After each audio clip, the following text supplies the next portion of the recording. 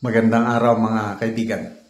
Bigyan natin ngayon ng opinion reaction itong post ng Batas PH tungkol sa pahayag o paliwanag ng House Secretary General, yung utos sa kanila sa Supreme Court na mag-comment.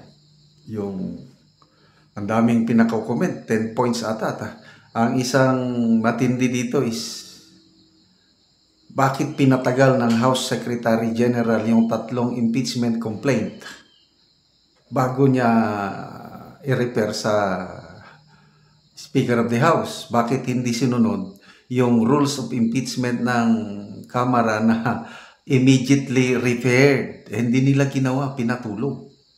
Yan, pinapa-explain sila ng Supreme Court at ito na, nagpapaliwanag ang House Secretary General dito na sa social media, sa mainstream media. Ay bakit sila nagpapaliwanag? Nalagay na ba sa alanganin? Basahin natin ha. House Secretary General Reginald Velasco insisted that the lower chamber did not commit any procedural breach in conducting the impeachment proceedings against Vice President Sara Duterte, most especially on the matter of referral. Okay lang daw. Yung pinatulog niya ng ilang buwan, okay lang daw yun. Kasi yun ang order ng Supreme Court. Paliwanag niyo. May discretion ba ang House Secretary General na patagalin niya? Kasi ang nakalagay sa rules of impeachment sa House is immediately. Noong una, pinapaapuran nila ang Senado kasi forthwith ang nakalagay. Sa kanila man yung immediately, okay lang daw sa kanila. Kahit immediately, pwedeng patagalin. Grabe. Ayan. In a statement, Velasco said that like the actual trial, referral of impeachment complaints that does not have a specific timeline, despite the phrase shall be immediately referred to the House Speaker as provided under the Constitution. Ito ang sabi niya. Kaya nga under the rules, yung impeachment complaint will stay with the Office of the Secretary General and then will be referred at that time na okay na. Pwede din magtagal kahit ilang buwan, kahit ilang taon, basta hindi pa okay. Ganun ang palusot. Kasi nga under the rules, wala naman kasing timeline. Sa Senado, dapat may timeline. Kagad-agad. Grabe nilang reklamo nung una eh. Dada sila ng dada. Mabuti na lang, matigas si Senate President Escudero na huwag nyo kaming apurahin. Inaapura dahil forthwith eh. Sa kanila, walang timeline. Galing, no? Wala naman kasing timeline din yung referral from the Secretary General to the Speaker. Parang yung forthwith yun. Sa forthwith, wala ding timeline. Yan. Pumapayag na sila sa forthwith, walang timeline. So, okay lang. Senado, okay lang. Walang timeline sa inyo. Payag na sila ngayon. Kasi inutusan sila ng Korte Suprema eh. Parang yung forthwith yun. Sa forthwith, wala ring timeline. Trial shall proceed forthwith, wala ring timeline. So, it's up to the interpretation of the official concern. Ay nako. Velasco also explained the reason why he did not immediately refer the first 3 impeachment complaints. Dito sila matatamaan eh. Ito ang contentious issues. Paano nila ipaliwanag sa Supreme Court? Sabi niya, hindi kasi nga, kasi nagpahintay yung mga ibang congressman na huwag munang i-refer kay Speaker kasi nga meron pa silang complaint na mas maraming mag-i-endorse. They requested me na maghintay lang for another complaint which will be endorsed by the required 1/3. Yun. So, tama yan siguro. Nangyari, kailang, is it lawful? Naayon ba sa batas yung pinahintay ka ng mga congressman, hindi mo na yun ngayon ang issue. Kung naayon ba yun sa batas.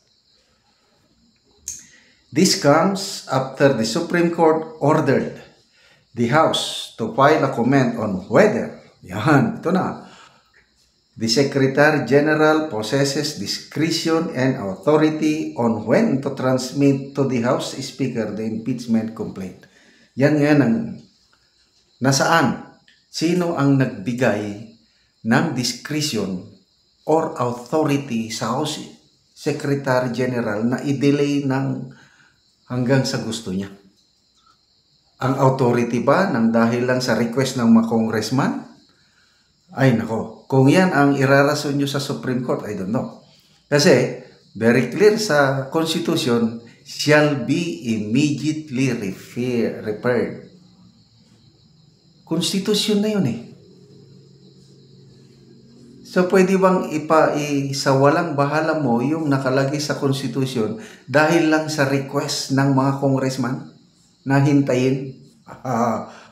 Diyan na ngayon ang madugong labanan. So, ano na ngayon? Sinong nalagay sa alanganin? Okay? So, salamat sa Supreme Court. Itong order na pinagpapaliwanag. Magbasa tayo sa mga comments. Okay. Strange juries. Sabi niya, funny. You have members of the lower house insisting the forthwith sa Senate. Then you have this. Ano ba talaga? I just think that that if we are castigating the Senate for not following the forthwith, the same should also be done here para pantay. Christina Ariola, just submit your reply to the Supreme Court po. Oo nga. Bakit pa nagbigay ng statement? Hindi naman sila nire-require na magpaliwanag sa publiko. Supreme Court ang nag-order na ipaliwanag nyo sa amin. Nakakapagtaka, bakit magbigay ng statement? Alam ko na. Court of Public Opinion. Kasi kung hindi sila magpaliwanag sa publiko, yun na, ang mga taong bayan, maisip na, bakit nyo? Kasi very clear yung may discretion ba ang House Secretary General na i-delay? Yun ang question.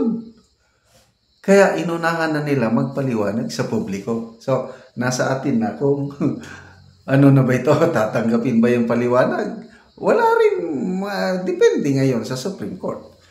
Okay, salamat mga kaibigan sa inyong pagsubaybay sa ating channel. Nakakatulong kayo ng maigi sa tribong Talandig dahil ang sweldo natin sa channel na ito is pantulong sa tribo. Excuse me. Namimigay tayo ng livelihood assistance. Sa ngayon, nagpapatanim tayo ng Arabica coffee dahil napakamahal ang presyo ng Arabica coffee ngayon.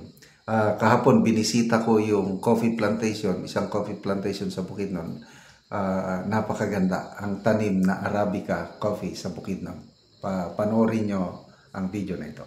Dito tayo ngayon sa Arabica Coffee Plantation. Ito si Arnel ang nagtanom. Ilang buwan na ito? 14 months pa sir. 14 months i-close up mo. 14 months. Mga ilang linggo pa bago mahinog ito. Close up. Mga August pa sir. August. Maka-harvest na. Harvest na. Oo. Magkano ang kilo ng fresh berries? 70. 70. Oo. Kung yung nabalata na? Mga 600. 600. Grabe. So, ilang punuan ito? Ipakita mo nga, Ross. Ilang punuan lahat itong? 2,000. Dini lang. Ito lang, 2,000. 2,000. Yan po. First harvest ito. First harvest na. May ibang tanim pa ba kayo na mas naunang na itanim? May iba pa diyan. Ilang taon na yung tanom? Ako'y 10 years. 10 years na? Oo. Matuta sa kuwan karon. 10 years. So, ang kinabuhi sa Arabica, mga ilang years na harvestan? May mga 20. 20. Pero mag-pruning ta. Pruning. Oo, naikwan. So, ito ang Arabica coffee na well-known ang tawag dito, Mirayon Coffee daw ang well-known. Mirayon. Mirayon. Dalawang Arabica coffee ang well-known sa Pilipinas, Cordillera Coffee at saka Mirayon dito sa Talakag, Bukidnon. Ito na. Ito na sir. Oh. So ang buyer ninyo papunta na dito. Pag harvest May, punta dito sa Ang buyer, taga saan ang buyer? taga Panantukan. Panantukan. Okay, so punta tayo sa iba pang ano, saan pa yung ibang area? Ito sabi sa partner.